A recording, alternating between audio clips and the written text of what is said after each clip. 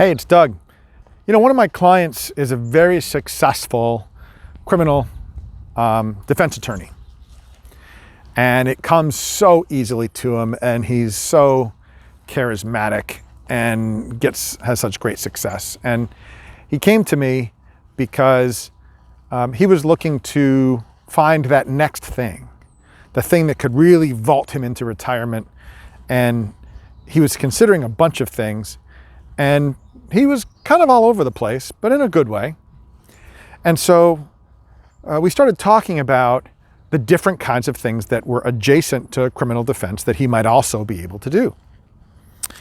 We talked about a personal injury practice. We talked about a bunch of different things. So I got to and we talked about those possibilities. And along the way, I learned about him and what he does and how he operates. So I started asking him, why is it you want to do that? He said, well, it's possible that I could get, team up with this other firm, and I could be the litigator, and I could make a lot of money doing that. I said, it's possible. Is that the work you really want to do? Well, no, not really. Well, what do you really want to do? Well, I really love just being in court and defending my clients. I said, so what if you just did more of that? Thought about it. And I think it's a good example of how we kind of take for granted what we have, and when it can give us to what we want and what we need, we still try to grasp for other things. So that became something we worked on regularly.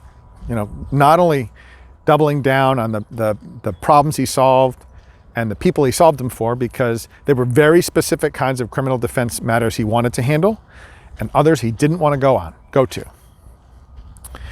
And he had some other obligations he had picked up. In his state, it was okay to be a criminal defense attorney. He had volunteered, did some pro bono work, and he was a judge in a municipal judge in some other county. All these things going on. And he wanted to make more money. He wanted to go hunting. Like, okay, that's your thing.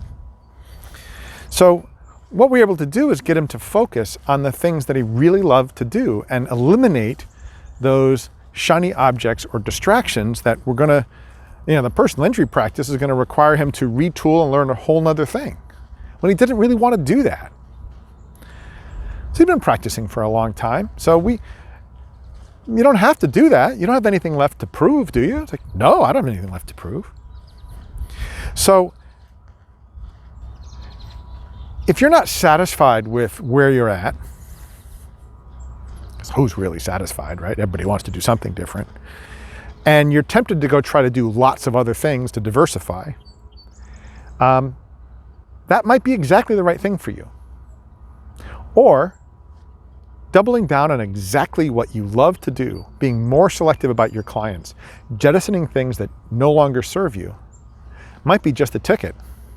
Because when we got him to focus on that and to put the right support staff around him so that he could focus on what he really likes to do and have people around him to support where he didn't like to do it very much, and we gave him systems and processes, he got the time to hunt.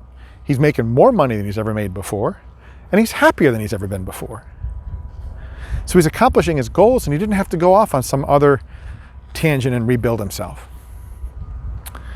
And that's the value of having someone who's been there and done it before to talk to, because it's so easy to chase a shiny object that you think is the right thing to do. And then you get into the position and you realize that that's not what I really wanted. And it's fascinating. I find this with lawyers often when I ask the question, well, what is it you really want? What do you really want to create? They stop. Like, I don't know. I hadn't really thought about it before. Okay. Maybe we should think about it. Maybe we should actually make a plan. because so few lawyers actually learned how to make business plans. And I'm not talking about a plan that stays on the shelf with 27 8x10 color glossy pictures with circles and arrows and a paragraph in the back each one. No. I'm talking about it being very clear on the outcome and the steps you need to get there. And then having someone who can help you see that and then take exactly the right steps for you. It's worked for him. So if that's something that sounds like you'd like to know more about how that might work for you, if you're sitting there trying to figure out what am I really trying to create, I'm 50 years old and how did I get here and where am I going? Like that old Talking Heads song. My God, how did I get here? That's a good reason for us to talk. So there's a link below. Click the link, let's set up a time. And if you don't want to talk, if you're like, I got this, that's great. Have somebody to talk to and talk it through. Somebody who can question you and keep you going back to why you really want it and how will it serve you and what will you have to do it, so you can identify whether you have what you need and what gaps you need to fill. Yeah. Sounds simple, doesn't it? It is so much harder to do than it is to understand. So if you'd like to talk more, you know how to reach me. That's it for today. Bye for now.